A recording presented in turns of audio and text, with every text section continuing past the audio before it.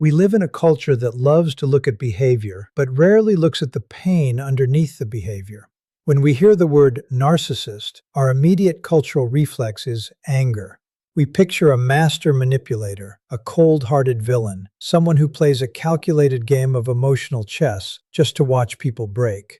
It is easy to hate a monster. It is comfortable to categorize someone as entirely toxic because it frees us from the messy, uncomfortable work of asking, how does a human being get this way?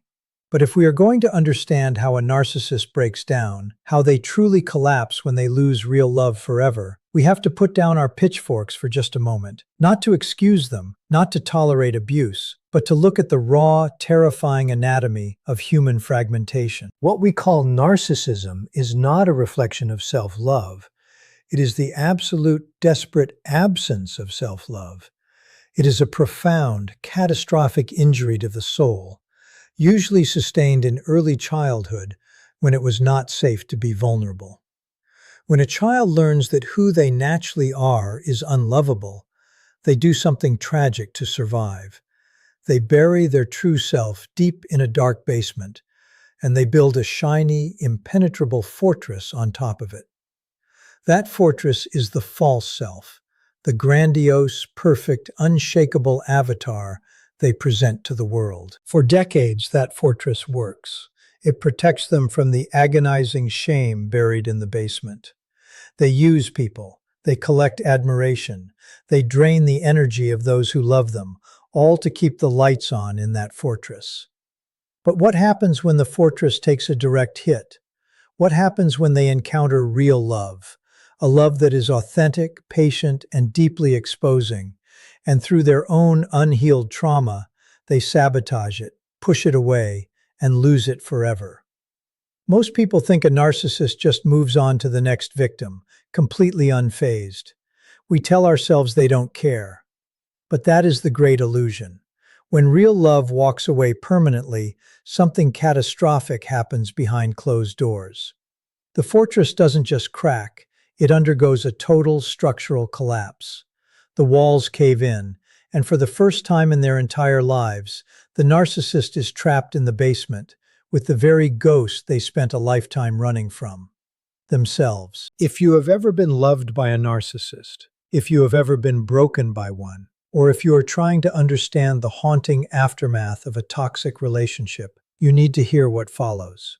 Because understanding the precise mechanism of their breakdown is not about gloating in their ruin. It is the exact key you need to unlock your own prison and finally understand why you could never save them. I want to start tonight by asking you to look at a phrase we use so casually in our modern vocabulary: losing love. We talk about losing love as if it were a set of car keys or a wallet, something mislaid, an unfortunate accident of life. But when we look at the dynamic of the narcissistic personality, the loss of real love is not an accident. It is a destiny. It is a tragic, repetitive compulsion to reenact the very abandonment that broke them in the first place. Right now, there is a prevailing narrative on the internet, in books, and in popular psychology. It says that the narcissist is an empty machine who feels nothing, who simply discards human beings like old tissue paper and walks away smiling. I am here to tell you that this narrative is fundamentally incomplete, and if you believe it, you will remain perpetually stuck in your own confusion and resentment. The truth is far more haunting. The narcissist does break down.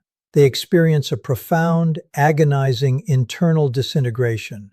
But because their breakdown doesn't look like yours or mine, because it doesn't look like tears or grief or remorse, we assume it isn't happening. If you want to understand why your love couldn't fix them, why they turned on you when you gave them everything, and what actually happens to their psyche when the door shuts forever, you must understand the mechanics of this collapse. We are going to look directly into the quiet, hidden room of the narcissistic breakdown, not to foster pity, but to grant you the clarity that leads to absolute freedom. You see, we have to understand what real love actually does to a person who is deeply traumatized. Real love is a mirror. It is inherently intimate. To be loved truly means to be seen truly. For you and me, though it can be scary, being seen is the ultimate comfort. For the narcissist, being seen as an existential threat. When you offered them real love, unconditional, honest, vulnerable connection, you weren't just offering them a relationship, you were unconsciously asking them to step out of their fortress. You were inviting the wounded child in the basement to come up to the surface.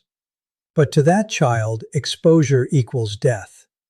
The narcissist's entire personality structure is designed to avoid intimacy, because intimacy feels like the gateway to being rejected all over again. So what do? They defend against your love by trying to destroy it. They devalue you. They criticize you. They project their own deep-seated self-loathing onto you.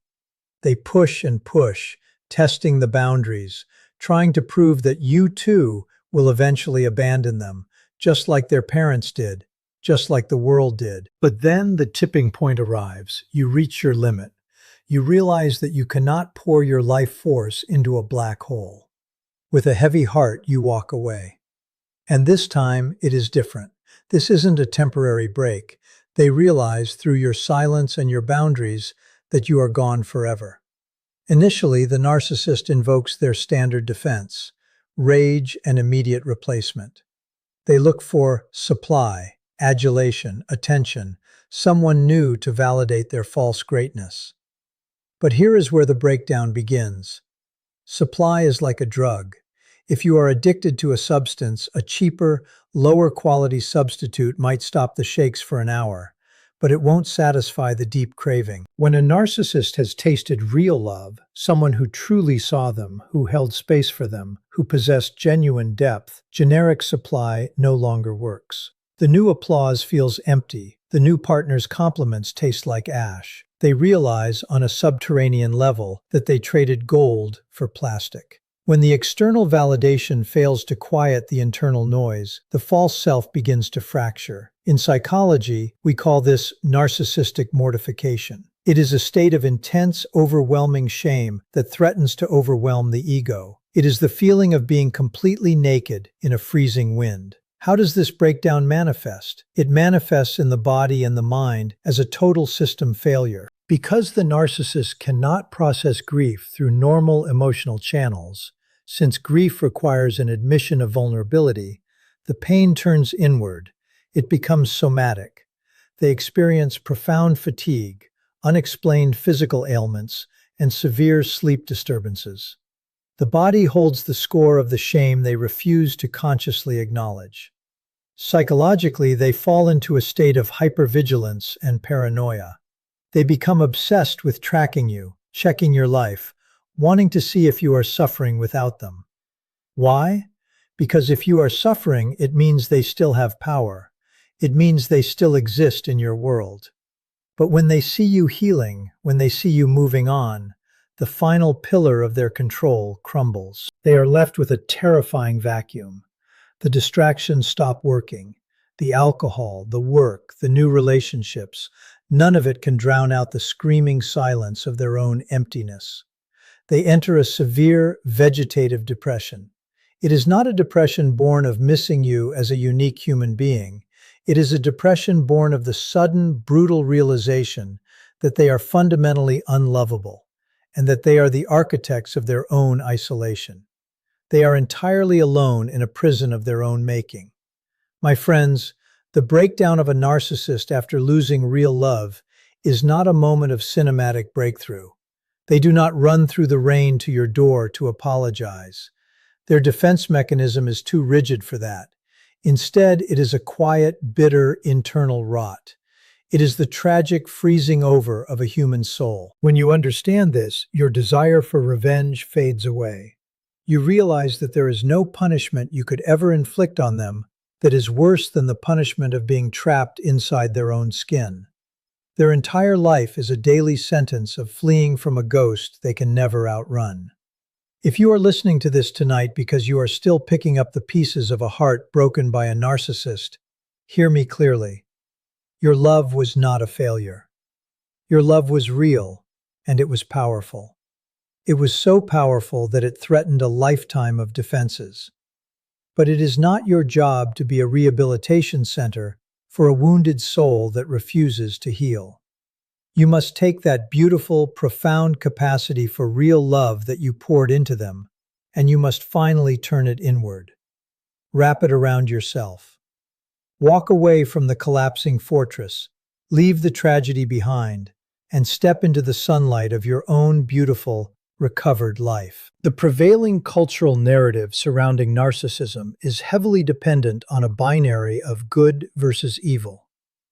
We look at the devastation left in the wake of a narcissistic relationship, the manipulation, the gaslighting, the cold discard, and our natural protective human instinct is to demonize the perpetrator.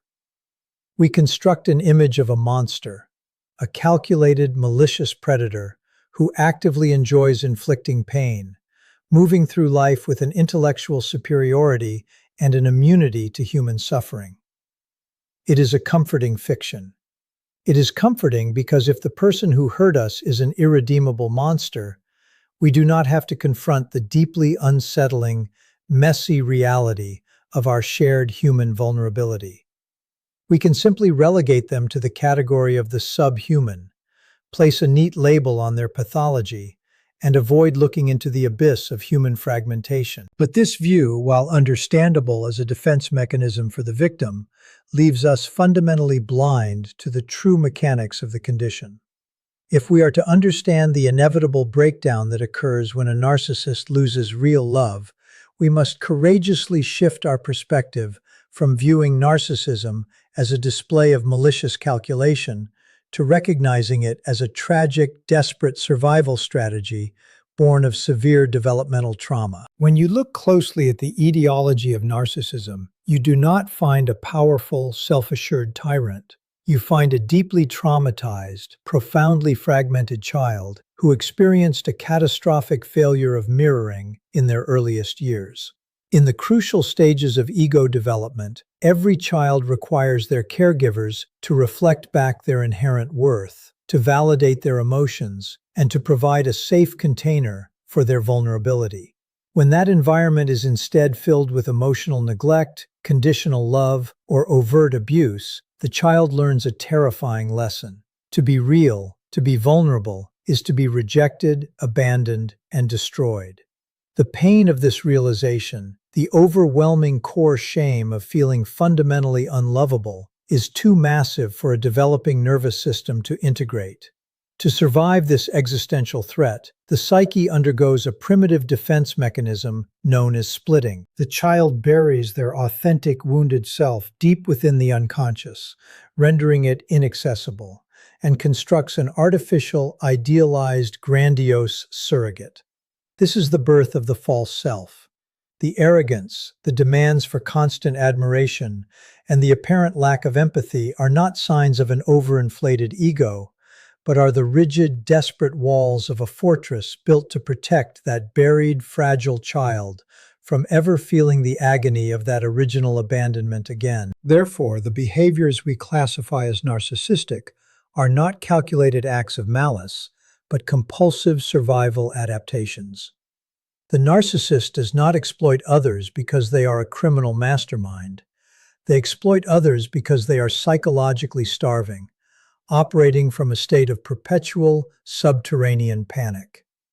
They view relationships not as opportunities for connection, but as arenas for extraction, seeking external validation to maintain the structural integrity of their false identity. When we understand this, the illusion of their power evaporates. We see that the grandiosity is a brittle mask hiding an abyss of self-loathing, and the coldness is a frantic attempt to keep the world from discovering the profound emptiness within. Shifting our perspective in this way does not mean we excuse the abuse or minimize the damage they cause.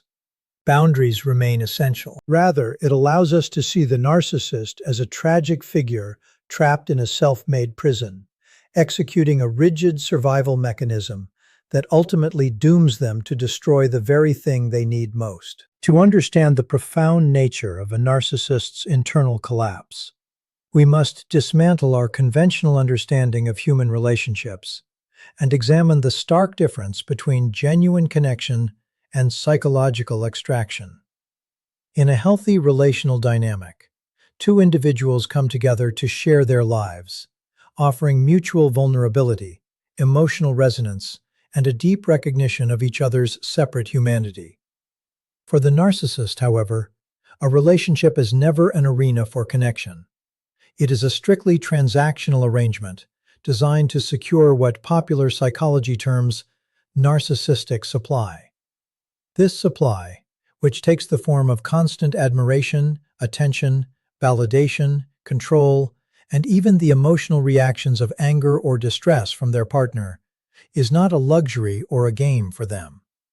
It is an absolute, non-negotiable survival requirement. Because the narcissist has completely severed ties with their authentic internal self, they possess no internal mechanism to generate self-worth, emotional stability, or a sense of identity. They are, in a very real psychological sense, an empty vessel. To keep the terrifying abyss of their inner void from swallowing them whole, they must constantly look outward, using other human beings as external regulators to artificially prop up the grandiose illusion of their false self. This creates a deeply tragic dynamic where the partner is never actually seen, valued, or loved for who they truly are.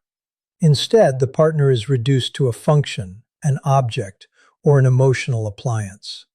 The narcissist views the other person much like an addict views a chemical substance, or how a suffocating person views an oxygen tank. The relationship is entirely utilitarian, sustained only as long as the partner can effectively reflect back the idealized image the narcissist desperately needs to see. This dependency on external validation is why the initial stages of these relationships feel so overwhelmingly intense, characterized by love bombing and immediate suffocating closeness. It is not an overflow of genuine affection, but the frantic urgency of a starving psyche anchoring itself to a new source of nourishment. The narcissist absorbs the partner's energy, empathy, and devotion, feeding their own ego while leaving the partner systematically drained, confused, and emotionally depleted. The partner becomes a human mirror, tasked with the impossible, exhausting burden of maintaining the narcissist's psychological equilibrium, while receiving nothing but projection, criticism, and emotional devaluation in return. What makes this illusion of supply so deeply insidious is that it successfully masks the narcissist's profound fragility for years, creating a deceptive veneer of absolute independence and superiority. As long as the supply is flowing steadily, as long as the partner remains compliant, predictable, and available to be manipulated, the narcissist can maintain the fiction that they are entirely self-sufficient and invulnerable. They convince themselves, and often the world around them, that they are the ones in total control, holding all the power, while their partner is the weak, dependent one. But this entire structure is a house of cards, built on a foundation of absolute dependency. The narcissist is entirely at the mercy of the very people they look down upon, relying on them to keep the inner demons of shame, worthlessness, and existential dread at bay. They are locked in a perpetual cycle of emotional predation, running on a treadmill of extraction, where no amount of supply is ever truly enough to fill the infinite void within, meaning the illusion is always teetering on the edge of a catastrophic breakdown. The true psychological crisis for a narcissist does not begin with ordinary rejection or a temporary rupture in a relationship, but with the sudden, absolute finality of losing real love forever. Throughout their lives, narcissists are accustomed to a cyclical pattern of conflict, discard, and hoovering. They view relationships through a lens of ownership and control, operating under the assumption that their targets are permanent fixtures in their orbit who can be put on a shelf and retrieved whenever external validation runs low. Because they view others as objects rather than separate human beings with independent agency, they genuinely believe that their power over a partner is immutable. When a relationship ends, their immediate defense mechanism is to assume it is just another move in a predictable game, a temporary inconvenience that can be solved by waiting for the partner's anger to cool, or by deploying standard tactics of manipulation, guilt, or superficial charm. But when they encounter a partner who has achieved total emotional detachment, someone who establishes an ironclad boundary and closes the door with absolute, irreversible finality, the narcissist encounters a unique psychological threat that their rigid defense mechanisms are entirely unprepared to handle. This permanent loss of authentic love acts as a catastrophic catalyst because it directly shatters the core illusion of the grandiose false self. The false self is entirely dependent on the myth of omnipotence, the belief that the narcissist is all-powerful, unforgettable, and completely in control of their interpersonal landscape. When a partner walks away permanently, refusing to engage in the game, ignoring the provocations, and rendering themselves entirely inaccessible, they are effectively withdrawing the fuel that keeps that illusion alive. The finality of the departure sends a shockwave through the narcissist's psyche, delivering a definitive verdict that they are not omnipotent, that they can be forgotten, and that their power has completely failed. This isn't merely the grief of losing a companion, it is an existential crisis. The absolute silence from the former partner acts as a vacuum that aggressively sucks the air out of the narcissist's constructed reality. They can no longer distort the truth or tell themselves a comforting story about how the partner will eventually return crawling, because the stark, unchanging reality of the permanent absence stands as an undeniable monument to their own failure. Furthermore, the loss of real love carries a specific weight that generic or superficial relationships cannot replicate. Real love requires a level of emotional depth and mutual recognition that, while terrifying to the narcissist, also provided a profound sense of anchoring and reality that they cannot generate on their own. When that deep, authentic mirror is permanently smashed, the narcissist is left exposed to the agonizing contrast between what they had and what they are left with. They realize, on a subterranean level of consciousness, that they have bartered away something of irreplaceable substance for the cheap, fleeting plastic of casual admiration or superficial distractions. The finality of the loss prevents them from running from this truth, blocking their usual escape routes and forcing them into a corner where they can no longer deny the devastating impact of their own self-sabotage. The permanent exit of real love acts as a psychological wrecking ball, methodically dismantling the structural integrity of their defenses and initiating a total, irreversible collapse of the grandiose fortress they spent a lifetime constructing. When the finality of losing real love completely dismantles the narcissist's external defenses, the psyche experiences what can only be described as a catastrophic inward collapse. For a lifetime, the grandiose false self functioned as a highly effective psychological shield, a massive concrete barrier keeping the narcissist's deepest, darkest internal realities entirely locked away in the unconscious. But when that shield is shattered by the irreversible departure of the person who provided genuine anchoring, the barrier gives way, and the repressed contents of the shadow self come rushing to the surface like a tidal wave. In psychology, this extreme state of ego dissolution is known as decompensation.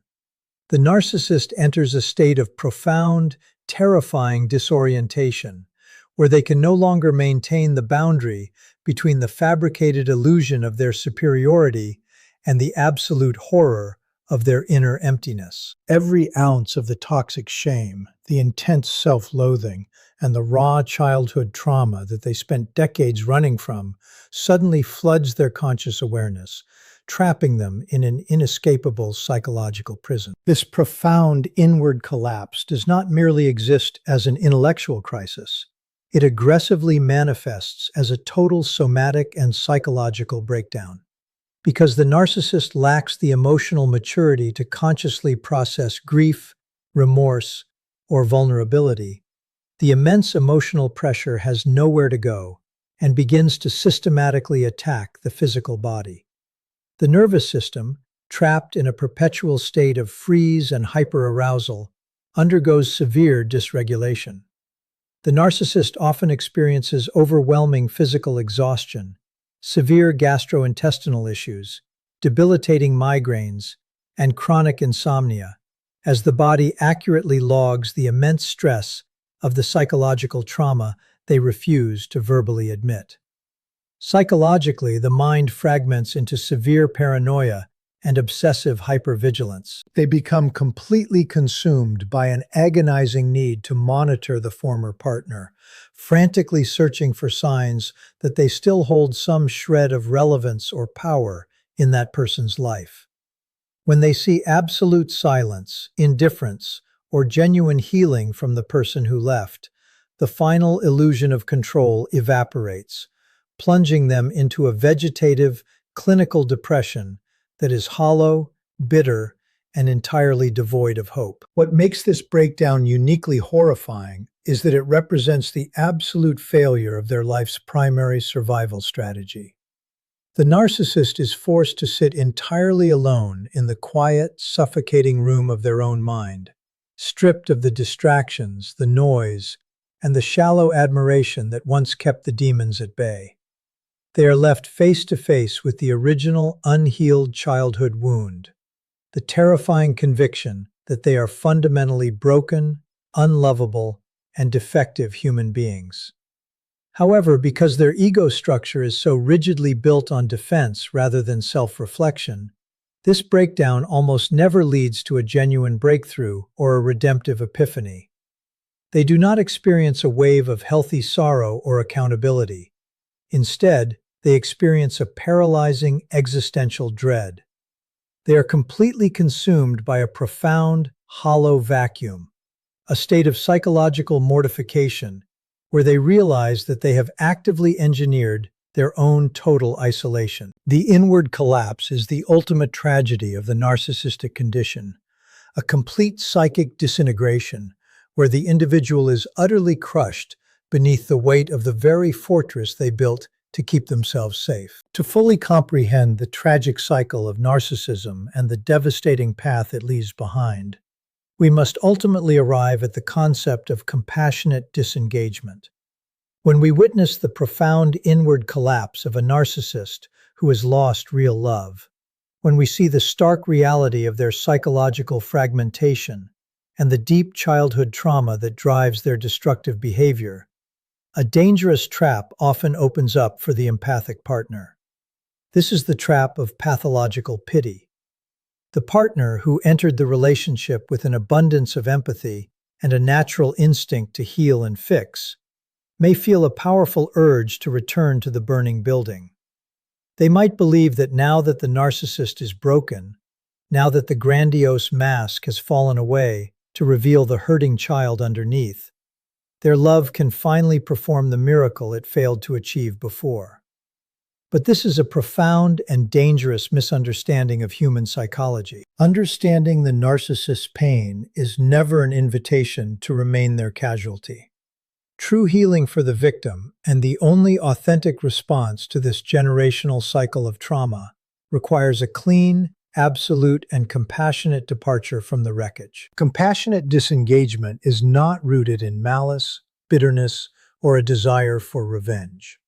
It does not look at the collapsing narcissist and gloat in their ruin. Rather, it is an act of supreme emotional clarity. It allows you to look at the person who hurt you with an open heart that fully acknowledges their deep, historical suffering, while simultaneously extending your arms to enforce an ironclad boundary that says, "I see your pain, but I will no longer allow you to destroy me to alleviate it." It is the realization that the narcissist's trauma, while deeply tragic, is not your debt to pay. You must recognize that their internal structure is so rigidly defended that any attempt you make to save them from their breakdown will only result in you being pulled back into the vortex of their abuse.